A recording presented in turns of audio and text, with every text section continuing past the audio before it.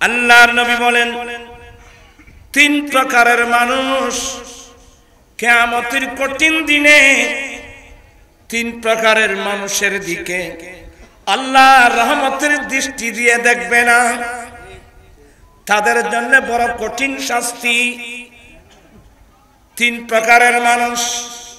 এক প্রকার মানুষ আল মান্নান, যারা মানুষের উপকার করে খোটা দেয়।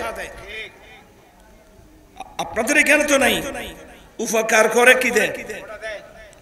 খোটা দেয়, খোটা দেয়। এই ধরনের আছে না যারা উপকার করে আর অন্তরে নেতুরে নেবা উগ্র চা খাবাইলো আর দিনে তোর দিনে চা খাবাইলাম জানো দেখাই দে। মানুষের উপকার করে কি দে? খোটা দেয়। আপনি উপকার করে খোটা দেওয়া মানে আপনি উপকার করে একটা ইহসানের গাছ রোপণ করেছেন।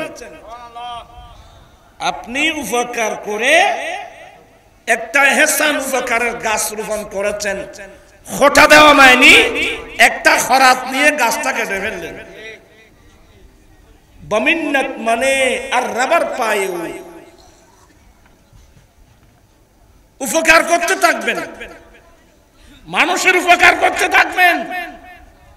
কেউ যদি আপনার অপকার করে অপকারের বদলা আপনি উপকার দিয়ে দিবেন, এটা আমার দয়াল নবীর একটা সুন্নাত।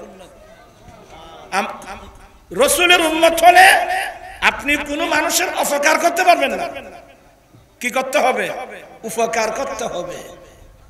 সে আপনার উপকার করুক, আপনি উপকার করতে থাকবেন। উদ্দেশ্য আল্লাহ এবং আল্লাহ রসুলকে খুশি করা। আপনার কথাগুলো বুঝতেছেন? প্রাসঙ্গিক আলোচনা আসতেছে, আমি কি করব বলতে চাচ্ছিলাম। আল মান্নান, উপকার করে কি দেওয়া? খোটা দেওয়া। উপকার করবেন কিন্তু খোটা দিতে পারবেন না, এক নম্বর।